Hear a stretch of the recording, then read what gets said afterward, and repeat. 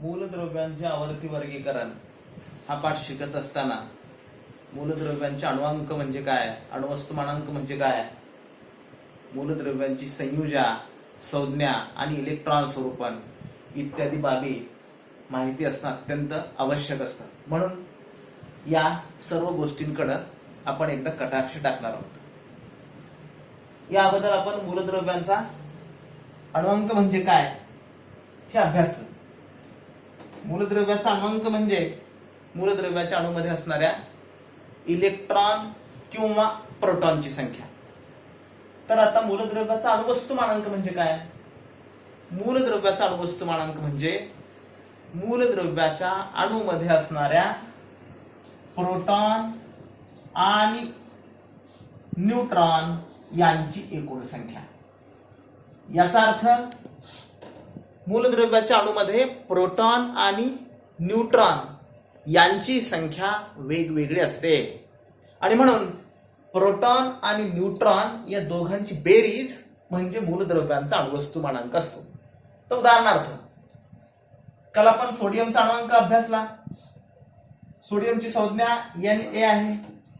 सोडियमचा अणुअंक 11 होता आणि सोडियम मध्ये 11 इलेक्ट्रॉन होते किंवा 11 प्रोटॉन होते असं मी सांगितलं होतं. आता सोडियमचा अणुवस्तुमानांक आहे 23. सोडियमचा अणुवस्तुमानांक 23 असण्याचं कारण सोडियम मध्ये 11 प्रोटॉन आहेत आणि सोडियम मध्ये 12 न्यूट्रॉन आहेत. म्हणजे सोडियम मध्ये असणाऱ्या एकूण प्रोटॉन आणि न्यूट्रॉनची संख्या 23 आहे. म्हणून सोडियमचा अणुवस्तुमानांक 23 आहे. इथं महत्वाची बाब ही लक्षात घेणं आवश्यक आहे. सोडियम मध्ये प्रोटॉन 11 आणि न्यूट्रॉन 12 आहेत. प्रत्येक मूलद्रव्याच्या अणूमध्ये प्रोटॉनची संख्या आणि इलेक्ट्रॉनची संख्या समान असते, परंतु न्यूट्रॉनची संख्या प्रोटॉनच्या संख्ये इतकीच असेल असे नाही. ती बऱ्याचदा प्रोटॉनच्या संख्येपेक्षा जास्त असते. काही उदाहरणांमध्ये प्रोटॉन आणि न्यूट्रॉनची संख्या समानही असते. या ठिकाणी दुसरं उदाहरण आपल्याला अभ्यासता येईल. उदाहरणार्थ ऑक्सिजन. ऑक्सिजनची संज्ञा आहे O आणि ऑक्सिजनचा अणुअंक आहे 8. ऑक्सिजनचा अणुअंक 8 आहे, परंतु आता आपल्याला अणुवस्तुमानांकाबद्दल अभ्यासायचे. म्हणजे ऑक्सिजनचा अणुअंक 8 आहे याचा अर्थ ऑक्सिजन मध्ये प्रोटॉनची संख्या 8 आहे हे निश्चित. आता अणुवस्तुमानांक पाहायचा आहे म्हणजे ऑक्सिजन मध्ये न्यूट्रॉनची संख्या किती आहे हे आपल्याला माहिती असणं गरजेचं आहे. आणि ऑक्सिजन मध्ये न्यूट्रॉनची संख्या सुद्धा 8च असते आणि म्हणून ऑक्सिजनचा अणुवस्तुमानांक असतो 16. हे या ठिकाणी या दोघांमधला महत्वाचा फरक. इथं सोडियम मध्ये प्रोटॉन पेक्षा न्यूट्रॉनची संख्या 1 अधिक होती, परंतु ऑक्सिजन मध्ये मात्र प्रोटॉन आणि न्यूट्रॉनची संख्या समान आहे. आणि म्हणून या ठिकाणी अणुवस्तुमानांक म्हणजे मूलद्रव्याच्या अणूतील प्रोटॉन आणि न्यूट्रॉन यांची बेरीज हे महत्वाचं आहे. त्याचबरोबर अणुअंक सांगत असताना मी सांगितलं प्रोटॉन किंवा इलेक्ट्रॉनची संख्या म्हणजे अणुअंक, तर अणुवस्तुमानांक म्हणजे प्रोटॉन आणि न्यूट्रॉन यांची बेरीज. या ठिकाणी अणुवस्तुमानांक म्हणजे काय हे तुमच्या लक्षात आलं असेल. हे लिहून घ्यायचं असेल तर वेळोवेळी हा व्हिडिओ पॉज करा आणि व्हिडिओ पॉज करून तुम्हाला लागणारा अपेक्षित वेळ गृहीत धरून हे फळ्यावर लिहिलेलं लिहून घ्यायलाही हरकत नाही. त्यानंतर दुसरा महत्वाचा मुद्दा आपल्याला अभ्यासायचा आहे. आता मूलद्रव्याची संयुजा. तत्पूर्वी मूलद्रव्याची संयुजा अभ्यासण्यापूर्वी मूलद्रव्याचे इलेक्ट्रॉन स्वरूपण म्हणजे काय हे आपल्याला अभ्यासावं लागेल. आणि मग इलेक्ट्रॉन स्वरूपण जर माहिती असेल तर आपल्याला मूलद्रव्याची संयुजा सहज सांगता येते. इलेक्ट्रॉन स्वरूपण याला इंग्रजीमध्ये इलेक्ट्रॉनिक कॉन्फिगरेशन म्हणतात. काय असतं इलेक्ट्रॉनिक कॉन्फिगरेशन? आणि मूलद्रव्याच्या अणूचं इलेक्ट्रॉन स्वरूपण माहिती असेल तर आपल्याला मूलद्रव्याची संयुजाही निश्चित सांगता येते. गेल्या वर्षी 8वीच्या वर्गामध्ये आपण अभ्यासलं, परंतु तिथं मूलद्रव्याची संयुजा सांगत असताना इलेक्ट्रॉन स्वरूपण हे काही विशिष्ट मूलद्रव्यांचंच आपण अभ्यासले. आता यावर्षी 9वीला आणि 10वीच्या वर्गामध्ये विशेष करून इलेक्ट्रॉन स्वरूपण आणि संयुजा थोडी विस्ताराने अभ्यासायची आहे. परंतु गेल्या वर्षी आपल्याला माहिती आहे आपण अभ्यासलेलं संयोग क्षमतेचं मापन म्हणजे संयुजा. आणि मग संयोग क्षमतेचं मापन म्हणजे जर संयुजा असेल तर संयोग क्षमतेचं मापन कसं करतात हा आपल्याला प्रश्न पडायला हवा. किंबहुना तुम्हाला पडलाय असेल, नसेल तर आता पडावा. मग आता संयोग क्षमतेचं मापन ठरवण्यासाठी आपल्याला आवश्यकता असते इलेक्ट्रॉनिक कॉन्फिगरेशनची, म्हणजे इलेक्ट्रॉन स्वरूपणाची. कशाला म्हणतात इलेक्ट्रॉन स्वरूपण? आपण या अगोदर अभ्यासलं मूलद्रव्याचा अणुअंक आणि मूलद्रव्याचा अणुवस्तुमानांक म्हणजे काय. मूलद्रव्याचा अणुअंक म्हणजे मूलद्रव्याच्या अणूमध्ये असणाऱ्या प्रोटॉन किंवा इलेक्ट्रॉनची संख्या, आणि मूलद्रव्याचा अणुवस्तुमानांक म्हणजे मूलद्रव्याच्या अणूमध्ये असणाऱ्या प्रोटॉन आणि न्यूट्रॉन यांची बेरीज. आता इलेक्ट्रॉन स्वरूपण पाहत असताना मूलद्रव्याच्या अणूमध्ये असणारे हे मूलकण आहेत, यांची स्थिती आणि यांच्या स्थितीनुसार त्या मूलद्रव्यांच्या मूल कणांमध्ये होणारं त्यांचं परिभ्रमण यांचा संबंध आहे. आता उदाहरणार्थ मूलद्रव्याच्या अणूचं इलेक्ट्रॉन स्वरूपण अभ्यासायचंय. आपण पूर्वीप्रमाणे सोडियम हा मूलद्रव्याचा अणू घेऊ. आपण या अगोदरही अभ्यासलं सोडियमचा अणुअंक 11 असतो आहेच, म्हणजे सोडियम मध्ये 11 प्रोटॉन आहेत आणि सोडियम मध्ये 11 इलेक्ट्रॉन आहेत. आता इलेक्ट्रॉन स्वरूपण पाहत असताना स्थिती याच्या अगोदर आपण अभ्यासलेले प्रोटॉन हे मूलद्रव्याच्या अणूच्या केंद्रकामध्ये असतात, तर इलेक्ट्रॉन हे मूलद्रव्याच्या अणूच्या भोवती वेगवेगळ्या कक्षेमध्ये परिभ्रमण करत असतात. जसं सूर्यमालेमध्ये सूर्याच्या भोवती वेगवेगळे ग्रह फिरत असतात, परंतु प्रत्येकाची कक्षा मात्र निराळी असते. तसंच अगदी त्याच पद्धतीनं सोडियमचं इलेक्ट्रॉन स्वरूपण कसं आहे हे पाहू आपण. समजा हा सोडियमचा अणू आहे आणि हा छोटासा सोडियमचा अणू यापेक्षा लाखो पटीनं छोटा असतो, परंतु आपल्या लक्षात यावं यासाठी आपण याला सोडियमचा अणू असं गृहीत धरू. आणि आता याच्या भोवती हे इलेक्ट्रॉन कसे फिरतात, कसे परिभ्रमण करतात, ही सोडियमच्या अणूची पहिली कक्षा. आता सोडियमचा अणुअंक 11 आहे आणि अणुअंक झेड या अक्षराने दर्शवतात, तर अणुवस्तुमानांक ए या अक्षराने दर्शवतात. सोडियमचा अणुअंक 11 आहे याचा अर्थ सोडियम मध्ये 11 इलेक्ट्रॉन असतात आणि सोडियम मध्ये असणाऱ्या 11 इलेक्ट्रॉनची स्थिती नेमकी कशी असते, ते कसे फिरतात, हे म्हणजे असतं इलेक्ट्रॉन स्वरूपण. आता आपण इलेक्ट्रॉन कसे फिरतात ते पाहू. सोडियमच्या अणूमधली ही पहिली कक्षा आणि या पहिल्या कक्षेला के कक्षा म्हणतात. या कक्षेला नाव देण्याची पद्धती आहे. ही पहिली कक्षा म्हणजे के कक्षा. त्यानंतर सोडियमच्या अणूची ही दुसरी कक्षा आहे असं आपण गृहीत धरू आपल्याला समजण्यासाठी. ही दुसरी कक्षा आणि सोडियमच्या अणूची ही तिसरी कक्षा. अशा वेगवेगळ्या कक्षा प्रत्येक मूलद्रव्याच्या अणूला असतात आणि त्या वर्तुळाकार असतात. थोडंफार वर्तुळ लहान मोठं झालं असलं तरी ते वर्तुळाकार असतात, असंच आपण समजून घ्यावं. तर पहिली कक्षा म्हणजे अणूच्या अगदी जवळची कक्षा म्हणजे पहिली कक्षा, तिला के या अक्षरानं संबोधलं जातं. दुसरी कक्षा यल कक्षा, त्याच्या नंतरची कक्षा ही तिला यल कक्षा म्हणतात आणि त्याच्या बाहेरची कक्षा म्हणजे या बाहेरच्या कक्षेला यम कक्षा असं म्हणतात. यम कक्षा म्हणजे के यल यम यन या पद्धतीनं मूलद्रव्यांच्या अणूच्या कक्षांना संबोधलं जातं. आता आपण पाहू सोडियमच्या अणूमध्ये पहिल्या कक्षेमध्ये 2 इलेक्ट्रॉन परिभ्रमण करतात. तुम्ही म्हणाल दोनच का असा प्रश्न तुमच्या मनामध्ये यायला हवा. नसेल तर मी म्हटल्यानंतर तरी यायला हवा. 2च का? 2 असतात सोडियमच्या अणूमध्ये. पहिल्या कक्षेमध्ये सोडियमचे अणू 2 इलेक्ट्रॉन वर्तुळाकार कक्षामध्ये परिभ्रमण करतात का, याचं उत्तर सांगेल मी यथावकाश. त्यानंतर दुसऱ्या कक्षेमध्ये सोडियमच्या दुसऱ्या कक्षेमध्ये एकूण 8 इलेक्ट्रॉन फिरतात. इलेक्ट्रॉन आपण या पद्धतीने दर्शवू आपल्याला सोयीसाठी. 1 2 3 4 5 6 7 आणि हे झाले 8 इलेक्ट्रॉन.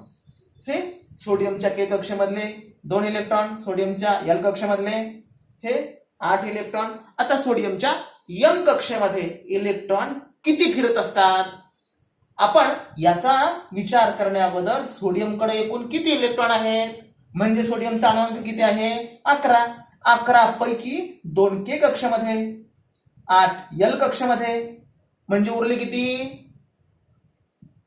किती उरले, शाबास, एक उरला. आणि मग उरलेला 1 या एम कक्षेमध्ये. याचा अर्थ काय, सोडियमचं इलेक्ट्रॉन स्वरूपण पहिल्या कक्षेमध्ये 2 इलेक्ट्रॉन, दुसऱ्या कक्षेमध्ये एल म्हणजे 8 इलेक्ट्रॉन, तिसऱ्या कक्षेमध्ये म्हणजे एम कक्षेमध्ये 1 इलेक्ट्रॉन. म्हणजे आपल्याला ह्या सोडियमच्या इलेक्ट्रॉन स्वरूपणाच्या आकृतीच्या सहाय्याने जर त्याचा आपल्याला निर्देश करायचा असेल तर या पद्धतीने करता येईल. सोडियमचं इलेक्ट्रॉन स्वरूपण आपण असंही लिहू शकतो, म्हणजे पहिल्या कक्षेत 2, दुसऱ्या कक्षेत 1 2 3 4 5 6 7 8 आणि तिसऱ्या कक्षेत 1 इलेक्ट्रॉन. या पद्धतीने सोडियमचं इलेक्ट्रॉन स्वरूपण. आता हे झालं सोडियमचं इलेक्ट्रॉन स्वरूपण 2 8 आणि 1. आता म्हणजे नेमकं सोडियमचं इलेक्ट्रॉन स्वरूपण म्हणजे काय, असं जर आपल्याला व्याख्या लिहायची असेल तर कशी लिहू, काय केलं आपण, इलेक्ट्रॉनची वाटणी केली. म्हणजे एखाद्या मूलद्रव्याचं इलेक्ट्रॉन स्वरूपण म्हणजे काय असतं, तर त्या मूलद्रव्याच्या अणूमध्ये असणाऱ्या इलेक्ट्रॉनची कक्षेनिहाय वाटणी म्हणजे इलेक्ट्रॉन स्वरूपण. वाटणी करतो की नाही आपण, प्रत्येक गोष्टीची वाटणी करावी वाटते की नाही, तसं इलेक्ट्रॉनची वाटणी केली. ही इलेक्ट्रॉनची वाटणी म्हणजे इलेक्ट्रॉन स्वरूपण. आणि ती कशी वाटणी करतो, कक्षेनिहाय. Electronic configuration means orbit wise distribution of an electron are called as electronic configuration. म्हणजे ऑर्बिट वाइज डिस्ट्रीब्युशन म्हणजे कक्षेनिहाय आणि डिस्ट्रीब्युशन वितरण. Orbit wise distribution of an electron are called as electronic configuration. म्हणजेच मूलद्रव्याच्या अणूतील इलेक्ट्रॉनची कक्षेनिहाय केलेली वाटणी म्हणजे इलेक्ट्रॉन स्वरूपण. लक्षात आलं असेल इलेक्ट्रॉन स्वरूपण म्हणजे काय. आता राहिलेला प्रश्न, सोडियमचं इलेक्ट्रॉन स्वरूपण 2 8 1 आहे. मग 2 8 1 असंच का आहे, पहिल्या कक्षेमध्ये 2च का, 3 का नको, अजून इथं 1 आणि इथे 1 4 राहिले असते, 4 फिरले असते तर बरं झालं असतं. किंवा शेवटच्या यम कक्षामध्ये एकट्यानं फिरण्यापेक्षा त्याला काही करोना वगैरे झालाय का, एकटाच फिरायला, इथंच फिरला असतं तर तेही बरं झालं असतं. परंतु असं नाही. विज्ञान अभ्यासत असताना प्रत्येक गोष्टीच्या पाठीमागं कारण असतं आणि आपण ते कारण शोधलं पाहिजे, तर विज्ञान अभ्यासण्याचा उपयोग होत असतो आपल्या दैनंदिन जीवनामध्ये देखील. आणि म्हणून या प्रश्नाचं उत्तर आता आपण शोधूया. याचं कारण, प्रत्येक कक्षेमधली इलेक्ट्रॉनची कमाल संख्या ही ठरलेली आहे. हे ठरवण्याचं काम नील्स बोहर या शास्त्रज्ञांनी एक त्याचं प्रारूप आपण इयत्ता 8वी मध्ये अभ्यासलं होतं बघा, आठवतंय का, नील्स बोहरचं प्रारूप. आणि त्या प्रारूपामध्ये त्यांनी सांगितलं होतं आपल्याला एखाद्या मूलद्रव्याची संयोजन ठरवत असताना मूलद्रव्याचा अणुअंक किती आहे आणि त्याचं इलेक्ट्रॉन स्वरूपण याच्या आधारे ते ठरवतात. आणि मग इलेक्ट्रॉन स्वरूपण म्हणजे इलेक्ट्रॉनची वाटणी आणि ती कशी करावी हे त्यावेळी नील्स बोहरने त्याच्या प्रारूपामध्ये सांगितलं होतं. आणि ते प्रारूप काय सांगतं, त्या प्रारूपामध्ये नील्स बोहरने सांगितलं होतं एक इलेक्ट्रॉनची वाटणी 2n square. 2n square it means 2 multiplied by n and it square, म्हणजे 2 गुणिले n चा वर्ग. हा त्यानं सांगितलेला फॉर्म्युला आहे, सूत्र आहे, कशाचं, इलेक्ट्रॉनची वाटणी करण्याचं. तर कशी केली इलेक्ट्रॉनची वाटणी, 2 गुणिले n चा वर्ग. 2 गुणिले n, n means number of an orbit, म्हणजे हा कक्षा क्रमांक. आपण पहिल्या कक्षेला के म्हटलं, म्हणजे के कक्षेचा क्रमांक किती आहे? 1 आहे. म्हणून आपल्याला याच्यामधल्या इलेक्ट्रॉनची संख्या जर काढायची असेल तर मग काय करावं लागेल? 2 गुणिले n म्हणजे 1, 1 चा वर्ग, 2 गुणिले 1 चा वर्ग किती असतो? 1 गुणिले 1 म्हणजे 1, आणि 2 गुणिले 1 चा गुणाकार किती असतो? 2. म्हणजे पहिल्या कक्षेमध्ये सामावणाऱ्या इलेक्ट्रॉनची संख्या किती? 2. आता जसं पहिल्या कक्षेमध्ये सामावणाऱ्या जास्तीत जास्त इलेक्ट्रॉनची संख्या 2 असते, तसंच आता आपण दुसऱ्या कक्षेमध्ये सामावणाऱ्या इलेक्ट्रॉनची संख्या पाहू. तेच सूत्र, तेच 2n², 2 गुणिले n चा वर्ग. आता आपल्याला कितव्या कक्षामधले पाहिजे? दुसऱ्या कक्षामधले. दुसऱ्या कक्षाला एल कक्षा म्हणतात. दुसरी कक्षा, n means number of an orbit, कक्षा क्रमांक. तिचा 1, के कक्षा म्हणजे 1 क्रमांक, एल कक्षा म्हणजे 2 क्रमांक, एम कक्षा म्हणजे 3 क्रमांक, एन कक्षा म्हणजे 4 क्रमांक. या पद्धतीनं के, एल, एम, एन, ओ या पद्धतीनं. आता आपल्याला दुसऱ्या कक्षेतले इलेक्ट्रॉन पाहिजेत. दुसऱ्या कक्षाला आपण एल कक्षा म्हटलं, आणि म्हणून 2 एन म्हणजे दुसरी कक्षा, कक्षा क्रमांक 2. म्हणून 2 गुणिले 2 चा वर्ग. 2 गुणिले 2 चा वर्ग म्हणजे 2 चा वर्ग असतो, शाबास, 4. 2 गुणिले 4, आणि 4 चा आणि 2 चा गुणाकार 8. म्हणून दुसऱ्या कक्षेमध्ये 8च इलेक्ट्रॉन सामावलेले असतात, 9 नाही, कारण 4 चा आणि 2 चा गुणाकार 9 येत नाही. आता तिसरी कक्षा त्याच पद्धतीनं, तिसऱ्या कक्षेला एम कक्षा म्हणतात आणि तिचा क्रमांक आहे 3. म्हणून आपण एनच्या ठिकाणी आता काय लिहावं लागेल? 3, आणि मग 3 चा वर्ग, 3 त्रिक 9, 3 गुणिले 3, त्या संख्येनं त्या संख्येला गुणणे म्हणजे त्याचा वर्ग. तुमचा वर्ग कोणता आहे? 10वी. शाबास, वा वा. हे 3 गुणिले 3 म्हणजे 3 चा वर्ग 9, आणि 9 चा आणि 2 चा गुणाकार असतो 18. 9 चा आणि 2 चा गुणाकार 18, 9 2 18. म्हणजे तिसऱ्या कक्षेमध्ये जास्तीत जास्त किती इलेक्ट्रॉन्स परिभ्रमण करतात? 18 इलेक्ट्रॉन. पण मग आता इथं 18 लिहायचं का? नाही. का नाही लिहायचं 18? कारण आपल्याकडे एकूण इलेक्ट्रॉनची संख्या किती आहे? 11, आणि वाटणी कितीची करायची आपल्याला? 11 इलेक्ट्रॉनची. म्हणून पहिल्या कक्षामध्ये 2, दुसऱ्या कक्षामध्ये 8, आणि उरलेले तिसऱ्या कक्षामध्ये. म्हणून आपण तिसऱ्या कक्षामध्ये 1 इलेक्ट्रॉन निर्धारित केला. आता जर 2 असते तर, उरलेले 2 असते तर, आपल्याला इथं जरी हिची तिसऱ्या कक्षेची महत्तम कमाल क्षमता 18 असली तरी उरलेले 2, 3, 4, 5 जर असते, एखादा दुसरा मूलद्रव्याचा अणू असेल आणि त्याचं इलेक्ट्रॉन स्वरूपण जर आपल्याला असं लिहायचं असेल तर आपण ते लिहू शकतो. 5 पर्यंत, 6 पर्यंत, 7 असतील तर 8 पर्यंत लिहू शकतो. परंतु कोणत्याही, हे महत्वाचे बाब लक्षात घेणं गरजेचं आहे, कोणत्याही मूलद्रव्याच्या अणूच्या बाह्यतम कक्षेमध्ये 8 पेक्षा कमी इलेक्ट्रॉनच परिभ्रमण करतात, 9 नाही. एकूण सर्व मूलद्रव्यांचे इलेक्ट्रॉन स्वरूपण जरी आपण अभ्यासलं तरी कोणत्याही मूलद्रव्याच्या बाह्यतम कक्षेमध्ये 9, 10, 11 असे इलेक्ट्रॉन परिभ्रमण करत नाहीत. 8 किंवा 8 पेक्षा कमी. याला ऑक्टेट रूल्स म्हणतात, म्हणजे अष्टकाचा नियम. ऑक्टेट रूल म्हणजे अष्टकाचा नियम. या अष्टकाच्या नियमामध्ये काय सांगितलेलं आहे? कोणत्याही मूलद्रव्याच्या बाह्यतम कक्षेमध्ये 8 किंवा 8 पेक्षा कमी इलेक्ट्रॉन फिरत असतात. म्हणून आपण जर एखाद्या मूलद्रव्याच्या बाह्यतम कक्षेमध्ये 8 पेक्षा जास्त इलेक्ट्रॉन असतील तर मग आपल्याला तिथं लिहायचं का पुढचा 9वा?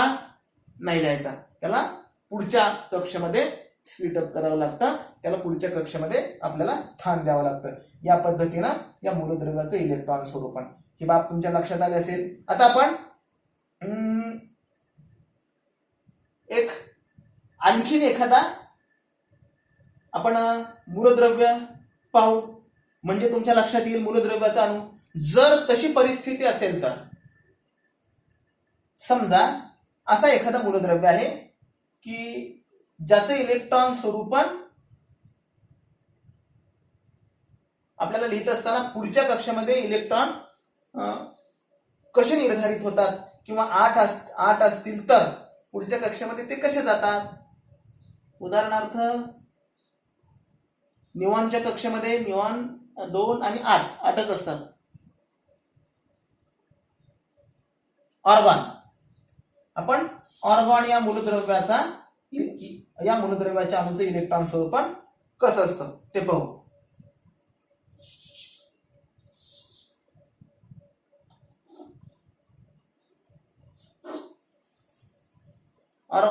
ऑर्गॉनची संज्ञा काय. इकडे लक्ष द्यायचं. ऑर्गॉनची संज्ञा काय. ऑर्गॉनची संज्ञा Ar आणि याचा अणुअंक आहे 18. म्हणजे काय, ऑर्गॉन मध्ये 18 प्रोटॉन असतात आणि इलेक्ट्रॉन सुद्धा 18च असतात. आता याचं इलेक्ट्रॉन स्वरूपण कसं. पहिल्या कक्षेमध्ये याच पद्धतीनं 2, दुसऱ्या कक्षेमध्ये 8, तिसऱ्या कक्षेमध्ये, आता तिसऱ्या कक्षेमध्ये मगाशी आपण 1 लिहिलं होतं. आता तिसऱ्या कक्षेमध्ये ऑर्गॉनकडे 18 इलेक्ट्रॉन आहेत. आपल्याला 18ची वाटणी करायची आहे. तिसऱ्या कक्षेमध्ये 8 लिहिले म्हणजे 8 आणि 2 10 झाले. उरले किती.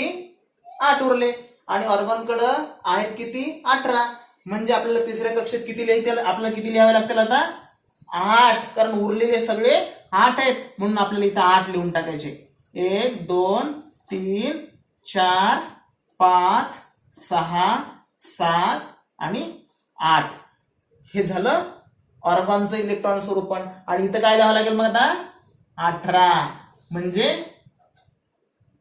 तिसऱ्या कक्षेमधले सॉरी 18 नाही 8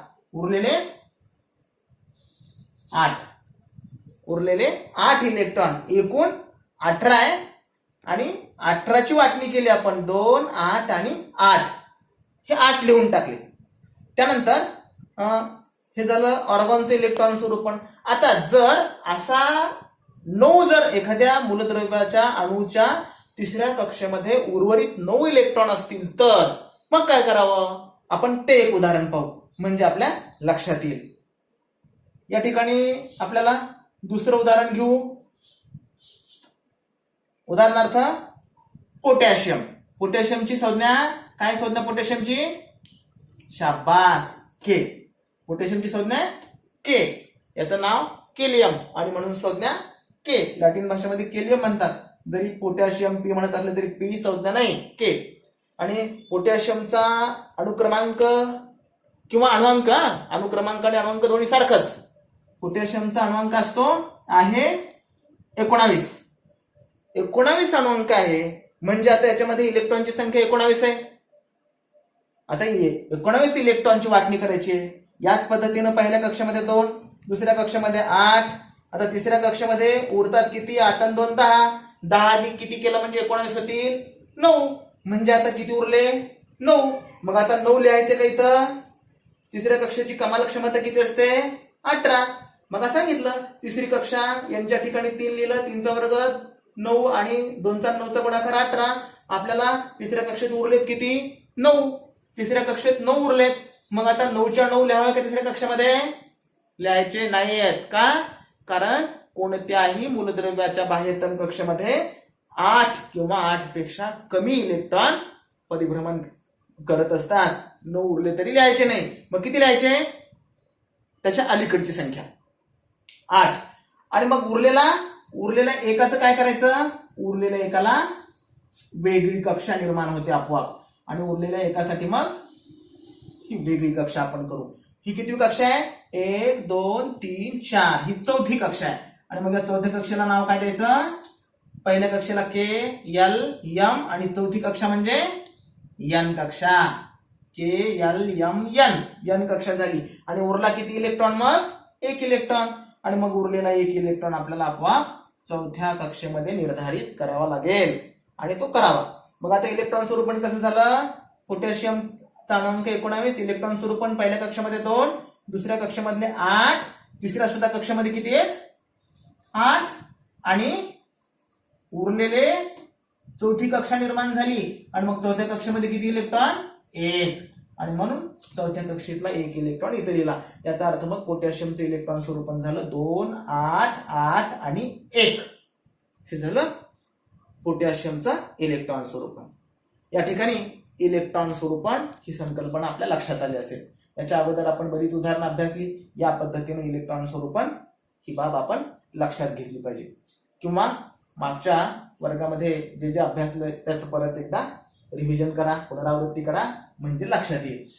त्यानंतर उरलेला एक शेवटचा मुद्दा महत्वाचा म्हणजे आपल्याला हा पाठ अभ्यासण्याची आपली लायकी किंवा योग्यता सिद्ध होईल. अन्यथा हा पाठ आपल्याला अभ्यासता येणार नाही किंवा मग समजण्याची अडचण होईल आणि नुसतं पाठ करून चालणार नाही. एखादी गोष्ट समजल्यानंतर आपण जितक्या आत्मविश्वासानं लिहू शकतो तेवढ्या आत्मविश्वासानं पाठ केल्यानंतर लिहू शकत नाही. एखादा शब्द विसरला पुढची लिंक तुटून जाते.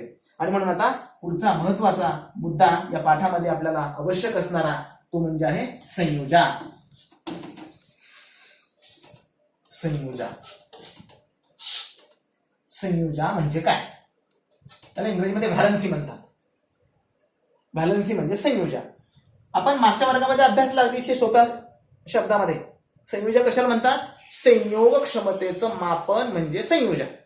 मग त्यावेळेस मीच सांगितलं संयोग क्षमतेचं मापन म्हणजे संयोजा. तुम्ही कधीच कोणी विचारलं नाही संयोग क्षमतेचं मापन कसं करायचं असतं. पण आता आपण मोठे झालो, तेव्हा लहान होतो आणि म्हणून नुसतं मापन म्हणजे संयोजा. आता मापन कसं करावं हा प्रश्न आपल्याला उपस्थित व्हायला हवा. कारण मेंदूच्या कक्षा रुंदावल्या, विस्तारल्या गेल्या आणि म्हणून आता प्रश्न देखील त्या पद्धतीने निर्माण व्हायला हवेत. मग आता संयोग क्षमतेचं मापन म्हणजे संयोजा असं आपण 8वी पर्यंत म्हटलं होतं. 8वीत चालतं संयोग क्षमतेचं मापन म्हणजे संयोजा. परंतु 9वीत चालत नाही असं नाही, परंतु त्यापेक्षा अजून काहीतरी पाहिजे. आणि मग आता मापन कसं करावं, संयोग क्षमतेचं मापन कसं करतात, तर संयोग क्षमतेचं मापन कसं करतात हे अभ्यासण्यासाठी आपल्याला इलेक्ट्रॉन स्वरूपण ही संकल्पना माहिती असणं आवश्यक आहे. आणि मग इलेक्ट्रॉन स्वरूपण कधी माहिती होतं? याच्या अगोदर आपल्याला अंक माहिती असला पाहिजे. कारण अणुअंक म्हणजे इलेक्ट्रॉन किंवा प्रोटॉनची संख्या असते आणि त्याचा अणुअंक माहिती असेल तर इलेक्ट्रॉन स्वरूपण लिहिता येतं. आणि इलेक्ट्रॉन स्वरूपण ज्यावेळेस लिहिता येतं त्यावेळेस आपल्याला संयोजा लक्षात येते. आणि आता म्हणून संयोजा म्हणजे काय, तर संयोग क्षमतेचं मापन मागच्या वर्गापर्यंत शिकलो. परंतु आता संयोजा म्हणजे काय, एखाद्या मूलद्रव्याच्या अणूमध्ये अष्टक पूर्ण होण्याच्या दृष्टीनं आवश्यक असणाऱ्या इलेक्ट्रॉनची संख्या. एखाद्या मूलद्रव्याच्या अणूमध्ये त्याचं इलेक्ट्रॉन स्वरूपण लिहिलं असता अष्टक पूर्ण होण्याच्या दृष्टीनं आवश्यक असणाऱ्या इलेक्ट्रॉनच्या संख्येची देवाणघेवाण करणं त्या मूलद्रव्याच्या अणूला गरजेचं असतं. आणि मग यावेळी अष्टक पूर्ण होण्याच्या दृष्टीनं तो त्या मूलद्रव्याचा अणू इलेक्ट्रॉनची देवाणघेवाण करत असतो. आणि मग किती इलेक्ट्रॉन दिले किंवा किती इलेक्ट्रॉन घेतले हे म्हणजे संयोग क्षमतेचं मापन असतं. किती म्हणजे मापन, किती इलेक्ट्रॉन दिले किंवा किती इलेक्ट्रॉन घेतले म्हणजे ती त्या मूलद्रव्याची संयोजा असते. आता उदाहरणार्थ आता इथं तुमच्या समोर पोटॅशियमचं इलेक्ट्रॉन स्वरूपण लिहिलेलं आहे. मग आता पोटॅशियमची संयोजा किती, पोटॅशियमचं इलेक्ट्रॉन स्वरूपण आताच आपण अभ्यासलं 2, 8, 8 आणि 1. आणि अष्टक पूर्ण होण्याच्या दृष्टीनं म्हणजे काय, आपल्याला कसं जिवंत राहण्यासाठी काय काय लागतं, अन्न, पोटभर चालतं उपाशी पोटी, पोटभर अन्न, अंगभर कपडा आणि राहायला घर आणि त्यानंतर शिक्षण एक महत्वाची गरज आहे. ते असल्याशिवाय बाकीच्या गरजा आपल्याला भागवता येणार नाही. तसं मूलद्रव्याच्या अणूला सुद्धा कशाची गरज असते, प्रत्येक आपल्याला जसं वाटतं की नाही अन्न, वस्त्र, निवारा आणि आपल्याला काही भौतिक सुविधा आणि शिक्षण असलं पाहिजे, तसं मूलद्रव्याच्या प्रत्येक अणूला सुद्धा असं वाटतं की माझ्या बाह्यतम कक्षामध्ये 8 इलेक्ट्रॉन असावेत, 8 असावेत. आपण सुद्धा आपल्याकडे या गोष्टी नसल्या की आपण धडपड करतो मिळवण्यासाठी. तसं मग हा मूलद्रव्याचा अणू सुद्धा धडपड करतो. आणि धडपड करतो म्हणजे काय करतो, मग फिरायला जात नाही धडपड करीत, काय करतो तो रासायनिक अभिक्रियेमध्ये भाग घेतो. आणि म्हणून संयोजा म्हणजे काय, आपण अगोदर संयोजाची व्याख्या आता पुढच्या वर्गात आल्यानंतर नेमकी कशी असते त्याबद्दल पाहू. एखाद्या मूलद्रव्याच्या अणूने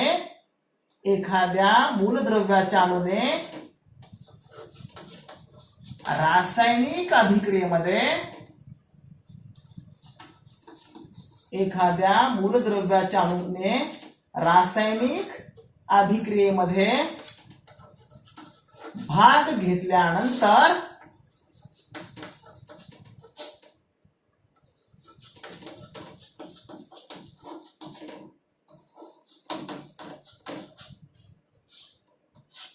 अष्टक पूर्ण होण्याच्या दृष्टीने म्हणजे काय, बाह्यतम कक्षेमध्ये 8 इलेक्ट्रॉन होण्याच्या दृष्टीने, अष्टक पूर्ण होण्याच्या दृष्टीने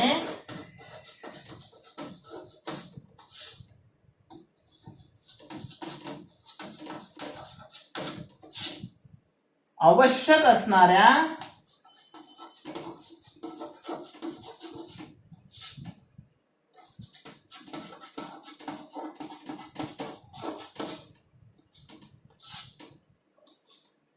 इलेक्ट्रॉनची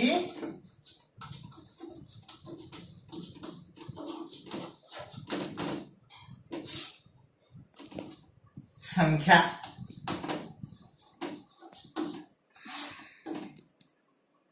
एखाद्या मूलद्रव्याच्या अणूने रासायनिक अभिक्रियेमध्ये भाग घेतल्यानंतर अष्टक पूर्ण होण्याच्या दृष्टीनं आवश्यक असणाऱ्या इलेक्ट्रॉनची संख्या म्हणजे त्या मूलद्रव्याची संयोजा असते. ही झाली एक व्याख्या. आता आवश्यक असणाऱ्या इलेक्ट्रॉनची संख्या मग ती कशी ठरवायची, त्यासाठी काय करतो, ही पण एक व्याख्या आपल्याला संयोजेची सांगता येईल. किंवा अजून दुसरी एक व्याख्या, कशी दुसरी, ही तर आहेच पण अजून किंवा लिहा. किंवा एखाद्या मूलद्रव्याच्या अणूने रासायनिक अभिक्रियेमध्ये भाग घेतल्यानंतर अष्टक पूर्ण होण्याच्या दृष्टीनं इथपर्यंत हेच, अष्टक पूर्ण होण्याच्या दृष्टीने, त्याच्यानंतर दिल्या किंवा घेतल्या गेलेल्या, दिल्या किंवा घेतल्या गेलेल्या इलेक्ट्रॉनची संख्या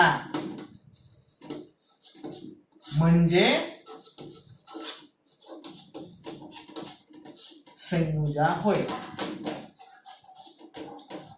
दिल्या किंवा घेतल्या गेलेल्या इलेक्ट्रॉनची संख्या म्हणजे संयोजा होय.